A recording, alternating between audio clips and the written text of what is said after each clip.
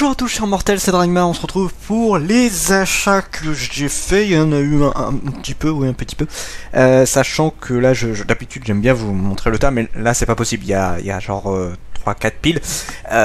Si vous voulez une idée, il y a 50 mangas. La vidéo risque d'être longue, ouais, plus ou moins, ouais. Donc on attaque, et je vous dirai lesquels j'ai lu, ouais, j'en ai lu quand même un petit peu. Kunlun, 4ème tome de la série, j'attendais celle-là, là, ça fait un moment que j'attendais la suite de la série pour voir où est-ce que le manga veut nous amener, parce que je suis encore un peu perdu là-dessus. En gros, on suit une jeune femme qui est agent immobilière et qui a visiblement un passé avec l'un des autres agents immobiliers, mais qu'ils n'ont pas l'air d'être trop au courant, enfin lui visiblement un peu, mais elle pas vraiment. C'est très particulier, j'ai fait un résumé très bref de l'histoire, mais c'est une histoire qui est super bien, que j'adore énormément, et ça vaut le coup franchement. Alors c'est très particulier, c'est vrai que quand j'avais vu le premier tome, je me suis posé beaucoup de questions, et maintenant justement j'attends de voir jusqu'où ça peut aller. J'ai pas encore lu le 4ème tome. The Residential Shield Hero, 19ème tome de la série. J'avais mis un peu en pause la série parce que j'étais de moins en moins dedans. Enfin, en pause, c'est un grand mot, je continue à acheter la série, mais je suis de moins en moins en mode « Oh, The Residential Shield Hero, je veux la suite !» Beaucoup moins à fond dans la série. Je trouve que depuis qu'on est rentré dans l'arc avec le nouveau monde, on est, je sais pas, je trouve qu'on a perdu, que ce soit d'un point de vue dessin, que ce soit d'un point de vue des héros, tout ça, je sais pas, je suis plus dedans du tout. Donc pour en faire un résumé rapide, c'est 4 personnes qui ont été invoquées d'un autre monde, et donc on a le héros de l'épée, de la lance, de l'arc et du bouclier. Le bouclier est très mal vu, on sait pas trop pourquoi, visiblement le bouclier, enfin il considère pas ça comme une arme. Encore une fois, les RPG, tout ça, je sais pas, un paladin c'est ultra important dans RPG, mais bon, pourquoi pas. Et il va être super mal vu, et il va dire, bah ok, vous voulez pas de moi, et bah allez, faut vous faire foutre, et il va faire sa propre vie, et sa propre justice. C'est un manga de base que je trouve excellent, et que j'ai beaucoup défendu. J'attends quand même la saison 2 de Residential Shield Hero, mais c'est vrai que depuis plusieurs tomes, là, je trouve qu'on a perdu en qualité. Ça reste que mon avis. Super X Hero, un manga totalement pantsu, hein. D'ailleurs j'en ai plus beaucoup, j'en ai flingué, alors j'ai pas lu The Residential Shield Hero pour le coup, ça fait là il y a plus grand chose en pantsu, la plupart commencent à se terminer, j'aimerais bien qu'on en ait d'autres qui arrivent. Pour l'histoire, nous suivons des extraterrestres qui attaquent la Terre et qui ont pour ambition de détruire l'humanité en retirant tout le côté érotique des gens, donc toute l'envie de sexe, pour qu'ils évitent de se reproduire et du coup que l'humanité disparaisse au bout d'un moment. Dans un sens, ça peut marcher, s'il n'y a plus de descendance, c'est vrai que l'humanité va s'éteindre de vieillesse, quoi. Mais voilà, c'est aussi un truc à la con, juste pour dire, il va y avoir des boobs et des fesses dans ce manga, et c'est le cas de le dire.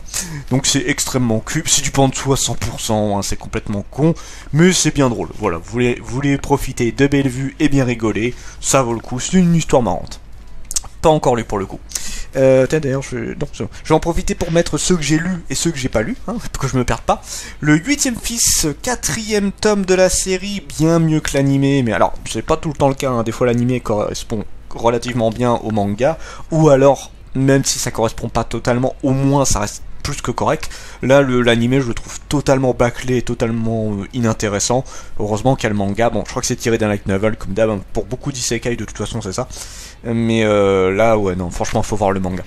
En gros, on suit l'histoire d'un jeune homme réincarné dans un autre jeune homme, qui est l'héritier d'une famille assez nombreuse. Je crois que c'est le 8ème fils d'une famille de nobles. Le problème, c'est qu'ils sont pas si riches que ça. Ils ont le titre de noblesse, mais ils ont pas tant de pognon, pas tant de... Alors, terrain, si, quand même, mais pas vraiment beaucoup de pognon. Et vu que c'est le 8ème, il va pas avoir grand-chose, on va dire, quoi. Il va ramasser quelques miettes, et encore, c'est un grand mot. Sauf que dans toute sa famille, c'est un des rares à avoir de la magie. Et la magie est extrêmement rare chez les humains, hein, je parle pas en matière générale, mais chez les humains c'est extrêmement rare, et ça permet d'obtenir pas mal de gloire, tout ça. Et lui, il va être particulièrement bon en magie. C'est une bonne histoire, c'est pas le manga de l'année, mais ça se suit bien, j'apprécie beaucoup la série. Lui, je l'ai lu, toujours bien, le 4ème tome, là, on enchaîne bien. Chilling Life in Another World, Different World, excusez-moi. D'ailleurs, peu de gens parlent de ce manga-là, je suis deg parce que c'est une super bonne série. C'est vraiment... On a discuté avec mon libraire, il faut vraiment qu'on fasse le jingle pour Méan. On le redit, hein, autant Méan c'est pas ouf, mais ils ont des très bons titres. Et ça fait mal au cul justement de se dire que c'est une maison d'édition qui a tant de problèmes, qui gère d'aussi bons titres. C'est comme ça. Le monde n'est pas juste. Shining Knights in a Different World, en gros, c'est l'histoire d'un jeu... du isekai. J'adore les isekai, ça va. Et en même temps, on est dans la période d'isekai en ce moment. Donc on suit un jeune homme qui va être réincarné... Enfin, ouais, réincarné, je crois que c'est... Je sais pas, réincarné ou... Non, invoqué. Il est invoqué dans un autre monde. Et il va être considéré comme quelqu'un de pas intéressant parce qu'en fait il a des stats tout pourris. Et alors ils se sont dit mais pour un héros c'est pas normal, il a même en dessous de la moyenne des gens en général. Et du coup il va être dégagé et ils vont invoquer une autre personne qui lui aura des bien meilleures stats. Sauf qu'en fait on va se rendre compte que notre héros il a des stats infinies mais qui vont se dévoiler quand il va passer un niveau. Et là il va avoir toutes les stats à l'infini, donc forcément c'est totalement pété. Et il va commencer à être ni du côté du royaume ni du côté des démons, il va être entre deux, il va être neutre et il va vouloir juste vivre sa petite vie tranquille. Et c'est une très bonne histoire. Là c'est très marrant de voir quelqu'un qui est totalement neutre et qui essaie juste de pas se lier dans le bordel que c'est entre la guerre, entre les humains et les démons. Sauf que forcément, en étant en plein milieu de tout ça, ils sont quand même intéressés par sa puissance. Bien évidemment, je l'ai lu, ça fait partie des premiers mangas que j'ai attaqués.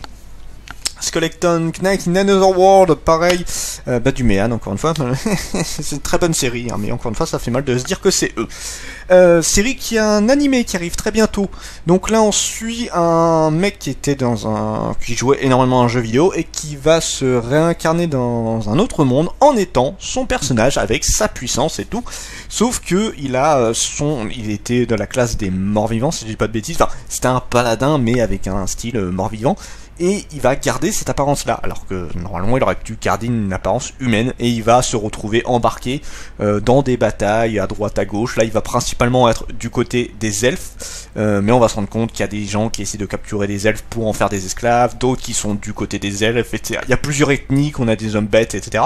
Mais c'est très marrant, disons que c'est le personnage arc qui est super intriguant et super intéressant à voir, et tu rigoles bien. Il est totalement pété, mais c'est très intéressant. C'est une super bonne série que je vous conseille énormément, et je regarderai l'animé sans hésitation. Bien évidemment, j'ai lu le manga.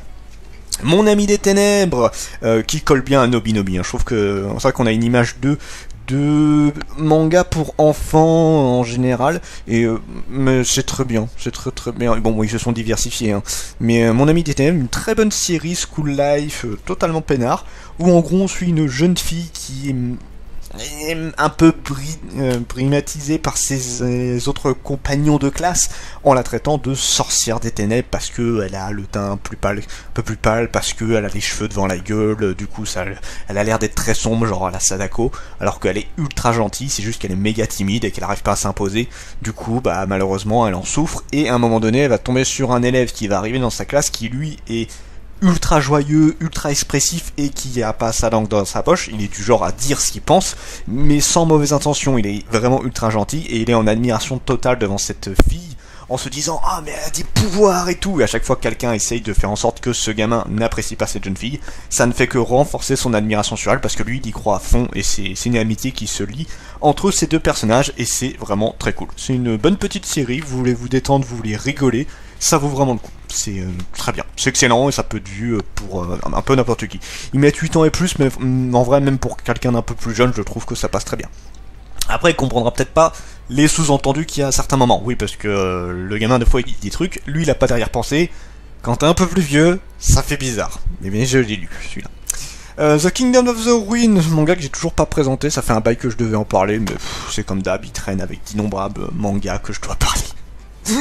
The Kingdom of the Ruin, un petit peu particulier, en gros, on suit un monde où il y a des humains et des sorcières, donc c'est pas du tout les mêmes espèces, c'est vraiment humains, sorciers. En général, les sorciers sont des humains avec des pouvoirs magiques, là c'est vraiment deux espèces complètement différentes. Ils se ressemblent, hein, mais c'est pas la même espèce. Et les sorciers, normalement, sont là pour guider les humains, pour leur apporter le savoir, pour leur permettre de vivre plus aisément, tout ça. Ce qui se passait au début, et au bout d'un moment, les humains, ils ont été en mode « Ouais, mais en fait, nous, on veut pas des gens plus forts que nous, donc du coup, on va vous buter. » Oui, c'est l'être humain, ça change pas tellement de notre monde, hein. Du coup, voilà, on suit des sorcières qui se sont fait massacrer par les humains, et on suit une grande sorcière qui va adopter un humain et qui va lui apprendre la magie. Alors normalement un humain ne peut pas utiliser la magie, mais elle a trouvé une astuce. Elle va lui donner elle va créer une sorte de plume qui permet d'utiliser la magie. En gros, cette plume, si tu écris l'incantation entièrement, normalement une sorcière n'a pas besoin de faire ça, mais si un humain utilise cette plume et écrit l'incantation entièrement, la magie peut s'activer. Et c'est ce qui va se passer. Elle va prendre un apprenti qui va se servir de ça, un apprenti humain. Et c'est une très très bonne histoire. J'attends la suite à chaque fois parce que franchement ça change un peu. J'ai pas vu beaucoup de mangas dans ce style-là. Bon, c'est de la vengeance, hein, mais là vraiment c'est très très cool. Pas encore lu, mais j'ai hâte. Rien un peu, 3e tome. Alors ouais, moi je continue parce qu'en fait j'en connais certains qui ont arrêté en apprenant que la série faisait plus de 17 tomes au Japon. C'est vrai que ça m'a un peu refroidi quand j'ai entendu ça, excusez-moi.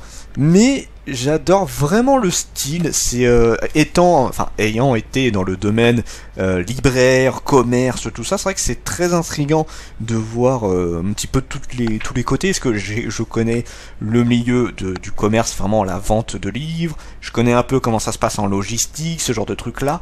Mais c'est vrai que l'édition en tant que telle, comment ils choisissent les titres, comment ils font vis-à-vis des auteurs, etc. C'est pas un domaine que je connais trop. J'ai jamais pu y accéder. Donc du coup c'est très intéressant à voir. Donc on suit une jeune fille qui va être dans une maison d'édition et on voit un petit peu tout ce qui se passe dans ce domaine très particulier. Mais c'est intéressant. Voilà. Bon, bien sûr il y a un peu des histoires et tout derrière, mais c'est pas comme Libraire jusqu'à l'os où là c'est juste des mini-histoires où tu vois des clients très particuliers. Là on a vraiment quelque chose. Mais c'est pas mal. Pas encore lu. Horimiya, alors sachant que j'ai déjà vu l'animé entièrement, là il y a le manga du coup qui sort, j'en profite pour le voir. Alors pour l'instant j'ai une grosse préférence pour l'animé. Je trouve que l'animé est bien meilleur pour le moment, alors sachant qu'il n'y a pas une grosse différence entre les deux. Excusez-moi, mon téléphone sonne. Il n'y a pas une grosse différence entre les deux. Mais je préfère comme l'animé. L'animé est beaucoup plus intéressant à mon goût. On suit 2 jeunes personnes, un garçon qui est en temps normal, qui a un style très sombre, on va dire ça comme ça, un style très sombre, et une autre jeune fille qui elle est toute pimpante, tout ça, qui est très admirée dans sa classe. Et en gros, à un moment donné, le jeune homme va ramener le frère de la fille chez elle, et elle va se rendre compte qu'en fait, c'est tout l'inverse quand il est à l'extérieur. Il est ultra beau gosse, il a des piercings, il a des tatouages, alors que c'est pas du tout le style qu'il a quand il est en classe. Et la fille, pareil, qui est ultra admirée, tout ça, elle c'est une vraie femme au foyer. Voilà. C'est très marrant de voir le compromis entre les deux, et on va avoir une relation d'amitié, voire peut-être plus, entre les deux. Très bonne série, vraiment très très bonne, je vous la conseille énormément. Mais encore une fois, j'ai une préférence pour l'animé pour l'instant. Ensuite, nous avons 86. Alors à savoir que celui-là a eu beaucoup de succès vis-à-vis de l'animé, de ce que j'ai compris, et c'est tiré bien évidemment d'un light novel. Alors j'ai lu le premier tome du manga, je vous fais le résumé.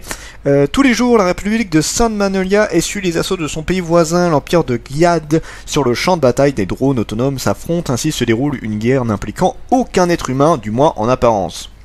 Au-delà des murs fortifiés de la République se trouve le 86e district, une terre qui n'existe sur aucune carte. Ses habitants, les 86, sont des jeunes garçons et jeunes filles ayant été chassés de chez eux.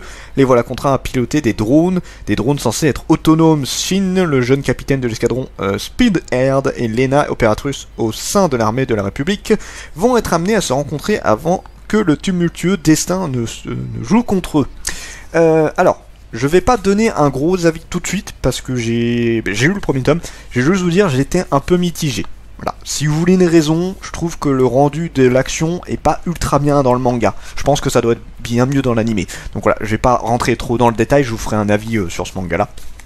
J'ai envie d'en parler plus, mais voilà, on va pas le faire, sinon j'en ai pour 3 plombs pour la vidéo. Elle va être déjà assez longue comme ça, je pense. Donc voilà, celui-là, je l'ai lu, cette série-là. Sword Master, donc là je vous montre pas le tome parce que c'est le dernier. Et c'est un peu dommage, parce que c'est une fin pas mauvaise, mais pas exceptionnelle, je trouve. En gros, on suit un mec qui a été réincarné, donc qui était un guerrier légendaire qui défonçait tout, qui était quasiment invincible, et qui en avait marre, parce qu'il avait plus personne à qui affronter. Il était beaucoup trop fort, du coup il s'est réincarné dans un gosse, et il va devenir professeur, et il va gérer plusieurs élèves, notamment une princesse, ouais, si je dis pas de bêtises, qui est extrêmement fort à l'épée, mais bien sûr, elle a pas du tout son niveau, et on va se rendre compte qu'il y a une organisation qui essaye de la tuer, qui essaye de vaincre l'Empire, etc. C'est pas mauvais, mais c'est assez classique. C'est dommage que ce soit fini en 3 tomes, parce que franchement, j'aurais aimé un peu plus. Donc voilà, série terminée, c'était pas mauvais. J'ai pas grand chose à dire de plus sur cette série-là. Alors, du coup, l'ami de ma fille, le grand secret d'une séductrice. J'ai pas encore lu celui-là. Si je ne t'avais pas rencontré, j'aurais eu une vie bien rangée et ennuyeuse. Kosuke vivait comme un acteur incarnant son lui idéal, aussi bien dans la sphère privée, en tant que père de famille, que dans sa vie professionnelle en tant que manager. Mais un jour, il rencontre Koto, une amie de sa fille. Sa vie prend un virage à 180 degrés quand il est avec elle. Il arrive à rester lui-même tout en sachant pertinemment qu'il n'a pas le droit d'éprouver ce genre de sentiments. Pour une adolescente, ainsi débute The Middle Girl, d'accord. Une histoire dédiée à tous les contemporains que la société opprime. Je sais pas du coup de quoi ça... Enfin, ça parle visiblement d'un amour interdit, de ce que je comprends.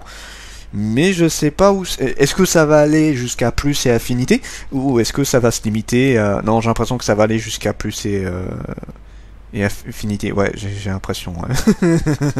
Ok, à voir. On va voir ce que ça peut donner. J'ai pas lu. J'ai pas encore lu la série. Je suis curieux. J'avoue, je suis curieux sur la série. 2 tomes pour l'instant, mais elle aime bien faire ça. Genesis, premier tome de la série, je l'ai acheté notamment parce que ça me faisait beaucoup penser à Cage of Eden. Donc on va voir si... Enfin, on va voir. J'ai déjà lu le tome 1. Taiga, jeune homme terne et timoré, voyage en Australie avec ses camarades étudiants en anthropologie. Alors qu'il visite une grotte, les 7 étudiants échappent de justesse à un effondrement, excusez-moi. À la recherche d'une sortie, Taiga et ses amis se perdent dans une succession de paysages de plus en plus étranges. Lorsqu'ils découvrent des mammouths qui broutent paisiblement, ils doivent se rendre à l'évidence. Ils ont franchi un passage vers un monde primitif. Et je le redis, ça ressemble beaucoup à Cage of Eden. Maintenant, jusqu'à... Bon, bien évidemment, je demande pas que ça ressemble à 100% de Cage of Eden, hein. Je l'ai acheté parce que j'avais surkiffé Cage of Eden. Et c'est pas mal. Pour avoir lu le premier tome, c'est sympa, mais on est qu'au début. J'attends de voir... je crois que c'est l'auteur de Suicide Island, si je dis pas de bêtises. C'est Vega qui a fait la série. J'aime bien Vega, mais pas depuis un certain événement tragique. On en parlera de ça. Shangri la frontière, 3ème tome. Moi j'ai un peu de retard sur celui-là. Donc le fameux manga que Glénat a tant présenté, a donné à plein d'influenceurs, a fait de la pub de malade et qui a rien donné. Autant le premier tome c'est plutôt bien vendu, autant là plus grand monde en parle et apparemment le manga s'est totalement pété la gueule depuis peu. Ça doit se vendre encore je pense, mais pas autant que ce qu'il espérait. En même temps Shangri la frontière c'est pas mauvais, mais clairement pas exceptionnel. C'est pas un blockbuster comme ils ont envie de montrer, genre même si j'aime pas ce manga là, je l'aime tellement pas que j'ai oublié le titre. J'ai perdu le titre. Putain, c'est un manga que beaucoup apprécient, avec un mec là qui mange des morceaux de démons là. J'ai perdu le titre. Tu sens que mon cerveau il l'a zappé. J'en ai marre de ce manga là. Il y a eu le film là en ce moment, tout le monde en parle, j'en peux plus. Bon voilà, donc c'est genre One Piece tout ça. Bon c'est peut-être pas à ce point là, mais voilà, ils veulent montrer que c'est un gros titre. Sauf que ça marche pas terriblement. Après le manga en tant que tel est pas mauvais. Hein. Franchement moi je me plais bien dans ce manga, mais c'est pas un gros hit.